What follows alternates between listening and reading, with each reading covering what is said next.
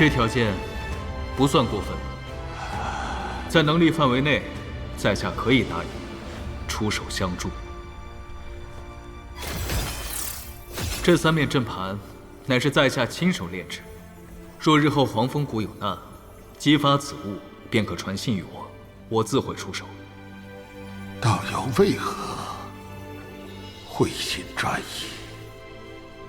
老祖有一弟子，最好将念头通达挂在嘴边，只是这世间万事，又怎能尽如人意？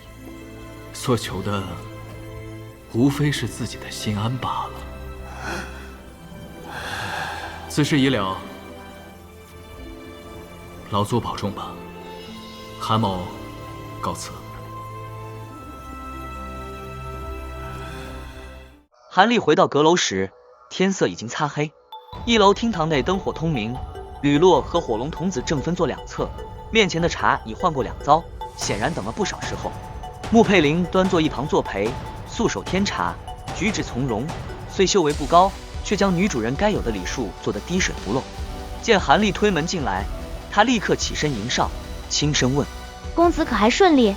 韩立难得冲他笑了笑，说：“没事，你先上楼歇着，我和2位师兄有话要谈。”穆佩林乖巧的脸认一礼，没有多问一句，便转身上楼，步履轻盈。韩立目送他背影消失在楼梯拐角，暗自满意他的聪慧之趣，但想到南宫婉的事，不觉轻轻叹了口气。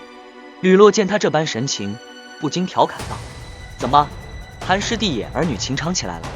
韩立收回目光，笑着摇头说：“师兄说笑了。”他在2人对面坐下，主动问起是否为了今日殿议之事而来。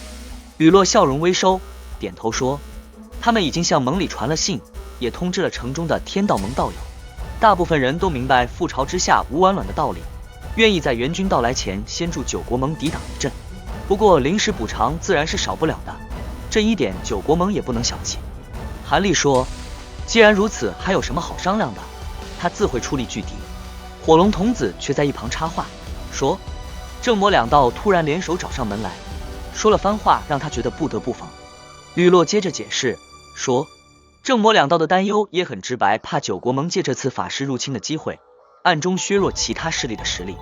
毕竟木兰人虽是所有修士的大敌，但9国盟首当其冲，若借机让别家多出力，自家少流血，此消彼长之下，战后天南的势力格局就会失衡。”韩立听完轻笑一声说：“这倒是意料之中的事。”吕洛见他一点就透，便说：“他们3大势力准备在明日殿议上联合发声，要求4大势力平均派出人手执行任务，绝不能让9国盟独自掌控调遣大权。”韩立想也没想便应了下来。正式谈完，3人又聊了些对巨兽和异类法师的猜测。火龙童子冷笑说：“上一次法师入侵，他宰了不少人，这次看来又要大开杀戒了。”韩立听他言语间煞气之重，不由多看了他2眼。送2人出门时，吕洛走在最后，犹豫了一下，还是回头问了一句：“韩师弟，今日去见那位昔日旧人，结果怎样？”他目光一瞬不瞬地盯着韩立的脸色，显然心里并不如他嘴上那般轻描淡写。韩立神色如常，说：“只是叙叙旧谈谈往事罢了。”吕洛听到这个回答，悬着的心终于落了大半，笑着又叮嘱了2句，才与火龙童子离去。韩立站在门口目送2人走进附近另一处阁楼，才转身关门，心中暗忖这位吕师兄看似随和，实则处处为洛云宗和他自己的立场掂量着轻重。第2日殿议，场面比昨日热闹了不止1倍，正魔2道来的人明显多了，天道盟这边也有几位前日未露面的长老到场，连散修中都来了2个声名在外的老怪物。偌大的议事殿中，元婴修士坐了将近20位，比昨日激增了多半。9国盟的主事者吴鹏和戚夫人看着这阵仗，面上虽强作镇定，但2人私下交换眼神时，都带着一丝措手不及的微妙神情。殿中修士彼此拱手寒暄，一派和气，可任谁都看得出各自心里那杆秤3大势力各怀心思。9国盟既要笼络援兵，又不想被反客为主，散修们则在观望哪边能给出更好的条件。韩立坐在洛云宗的位置上，不动声色地看着这一幕，暗自摇头。外敌压境之际，人要互相提防算计，这就是修士世界的现实。商议开始后，吕洛作为天道盟的代表率先发言，提出了平均调遣人手的条件，无论什么任务，4大势力都必须派出同等数量的高阶修士执行，绝不能让任何一家独揽大权或借刀杀人。话音一落，殿内立刻炸开了锅。九国盟几位长老面色铁青，戚夫人更是直接出言反驳说，如此掣肘只会贻误战机。正当他打算强行推动议题时，散修中的一位老怪忽然悠悠开口说，若只有九国盟自己说了算，那他们的弟子若被派去送死，又找谁说理？这话一出，3大势力纷纷点头附和。戚夫人和吴鹏对望一眼，终于不得不低头答应。一场合纵连横的博弈就此收官。会后，天道盟元老会也迅速做出决议，各宗各派出1名元婴或数名结丹赴田天城增援。韩立等先行者只需拖延到援军抵达，便可返回宗门。韩立对这个安排并无异议，随即与浩然阁马姓老者、玉灵宗骨双仆一同领命前往虞国边界黄龙山支援。3人日夜兼程，将随行的结丹修士远远甩在后面。一路无话，大半个月后，终于远远望见了黄龙山。此山不算极高，但山势险峻，急脉绵长，顶端雾气缭绕，远远看去像一头伏卧的巨兽。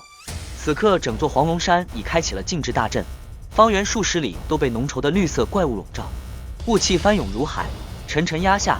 人在雾外望去，只能隐约看到山头轮廓偶尔破雾而出，磅礴之气扑面而来。韩立3人浮在高空，各自审视着眼前的雾海。马姓老者仰首望天，不知在想什么；古双仆则盯着某一处雾壁，一眨不眨，仿佛要从中看穿阵眼所在。唯有韩立负手而立，双目中蓝芒隐隐闪动，将那层层翻涌的绿色雾海收入眼底。此阵虽然一时看不出全貌，但那铺天盖地的威势确实非同寻常。阵中隐隐透出的灵力波动沉稳厚重，显然耗费了布阵者无数心血。韩立放出一道传音符后，静静等待，心中已开始推演，若法师来攻此阵，哪些方位最容易被突破。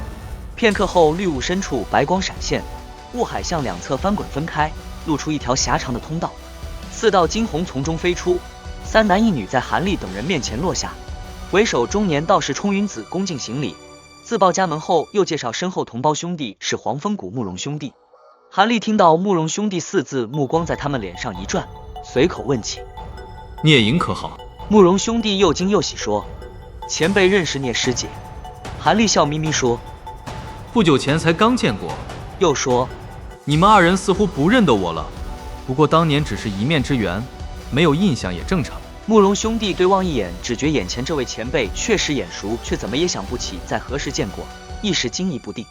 正疑惑间，冲云子已引众人入阵，韩立紧随其后，迈步踏入雾海之中。绿雾在身侧翻涌聚散，他知道这堵雾墙之内等待他的不只是一场守备战，更是一场在天南众修士面前真正立威的机会。